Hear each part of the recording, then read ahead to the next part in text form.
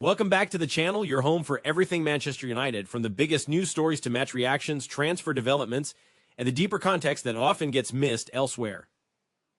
If you want clear analysis without the noise, you're in the right place. And as we move past the January transfer window, Manchester United find themselves in a strangely unfamiliar position, quiet in the market, calm in decision-making, and suddenly confident again on the pitch. The January window has slammed shut.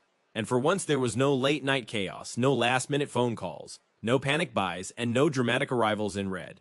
Manchester United did not sign a single first-team player. On the surface, that feels almost unbelievable for a club so often defined by transfer drama. But while the window was silent, the results have been loud. United are winning again, and that has changed the entire mood around Old Trafford. Choosing not to reinforce in January was always going to be seen as a gamble. For many fans, January is about fixing problems immediately, plugging gaps, and showing ambition. United ignored that instinct completely. Instead of chasing short-term solutions, the club doubled down on what they already had. Under interim manager Michael Carrick, that decision has been justified so far in the most important way possible. On the scoreboard, 3 games, 3 wins. It started with a statement victory, a controlled and confident 2-0 win over Manchester City that immediately caught attention across the league. That was followed by a dramatic and emotionally charged night at the Emirates, where United edged Arsenal 3-2 in a game that swung wildly in momentum. Then came Fulham, not a classic by any means, but another hard-earned 3-2 win that showed resilience more than style. 9 points from 9. Momentum restored. Confidence returning.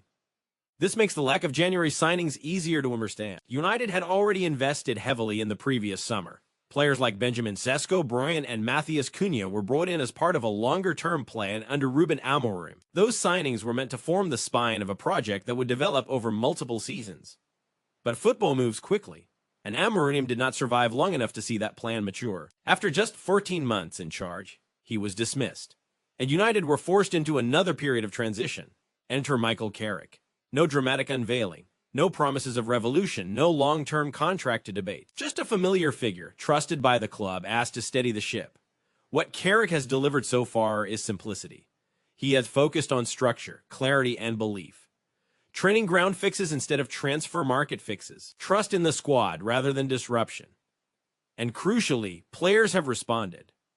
That response is one of the biggest reasons United stayed disciplined in January. Carrick made it clear that he wanted continuity. He wanted time on the training pitch, not new personalities to integrate mid-season. Stability was chosen over risk, and so far, that choice looks smart. United look organized, they look mentally sharper, and perhaps most importantly, they look calm. While United rebuild at home, one of their most talked-about players is rebuilding his reputation abroad. Marcus Rashford's loan move to Barcelona last summer raised eyebrows, but under Hansi Flick, Rashford has rediscovered confidence and form. Across all competitions, he has reached double figures for goals, contributing consistently and looking like a player enjoying his football again. For Rashford personally, this has been one of the most productive spells of his career. However, form alone does not guarantee universal praise. Manchester United legend Nani recently offered a verdict that was honest but uncomfortable. In a comparison of Europe's top attacking talents, Rashford found himself measured against the new generation. Nani backed Rashford over Bukayo Saka, which felt like validation. But when the conversation turned to Lamine Yamal, the tone shifted. Without hesitation, Nani named Yamal as the superior player right now, later even ranking him as his #1 overall. The message was clear. Rashford is performing well, but Yamal is operating on a different level. This does undo Rashford as progress, but it highlights the brutal reality at elite clubs like Barcelona. Competition is relentless. Standards are unforgiving. Being good is not enough. You must be exceptional consistently. Rashford's challenge is not just to maintain his form, but to elevate it even further in an environment where expectations never drop. Back at Old Trafford, another familiar name is approaching the end of his chapter. Casemiro's future at Manchester United is now effectively settled. It has been confirmed that he will leave the club at the end of the season when his contract expires. A farewell video has already been released, and the messaging could not be clearer. United are moving on. What makes this decision more complex is Casemiro's recent resurgence. Under Carrick, he has looked revitalized. Against Fulham, he delivered a goal and an assist, controlling the midfield with authority and reminding supporters of exactly why he was signed in the first place. His performances have sparked debate among fans, with many calling for a U-turn. But the club's stance remains firm. There are clear reasons behind that firmness. Casemiro is one of the highest earners at the club. He will turn 24 next season, and United have committed to a long-term midfield strategy that prioritizes energy, mobility, and sustainability. Sentiment, no matter how powerful, is not driving decision-making anymore. Carrick may have restored Casemiro's confidence, but the bigger picture has already been drawn. United want younger lags. They want a reduced wage bill. They want a midfield that can grow together over multiple seasons. Casemiro's contribution will be respected, and his exit will be handled with dignity, but his time at the club is closing. January, in that sense, was not about spending. It was about clarity. That clarity extends beyond individual players. Carrick's future remains uncertain. Rashford's long-term path is still undecided, and yet there's a sense that United finally know what they are doing in the short term. For once, there was no panic. Decisions were made and stuck to.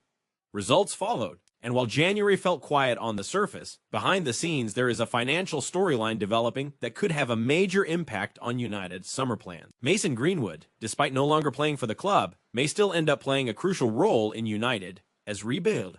When United sold Greenwood to Marseille, the deal included a significant sell-on clause, reportedly worth between 14% and 50%. Rather than maximizing the upfront fee, United accepted a lower initial payment, believed to be around £26 million. In exchange for future upside. It was a calculated move, designed to pay off later. As Greenwood's form in Ligue 1 has improved, that calculation is starting to look shrewd. His performances have driven his valuation up towards the £60 million mark, and interest is growing. But the structure of the deal is anything but straightforward. The sell-on clause was linked to performance triggers, including Marseille's qualification for the Champions League. Those triggers reportedly reduced United's future percentage in exchange for immediate add-ons. The biggest question surrounds how that percentage is calculated. Does United receive a cut of the total transfer fee if Greenwood is sold again, or only a percentage of Marseille's profit? According to reports, including from the Telegraph, it is likely based on profit, not the total fee. That distinction makes a huge difference. There is another layer as well. During Greenwood's loan spell in Spain, United agreed that Getafe will receive 20% of any future sell-on earnings United make. That means whatever United earn from a Greenwood resale, Getafe take their share first. When the numbers are broken down, the reality becomes clearer. If Greenwood were sold for £60 million, Marseille's profit would be approximately £43.3 million. 40% of that would be remove Getafe's 20% cut, and United would receive around £10 times $6 million. That figure might sound modest compared to the headline transfer fee, but its significance lies elsewhere. Greenwood is a homegrown player. Any money United receive from his sale counts as pure profit under financial regulations.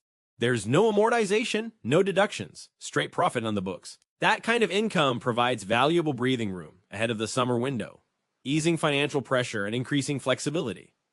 United also reportedly included a buyback option, allowing them to re-enter the conversation if another club makes a move. At this stage, that option is not expected to be used.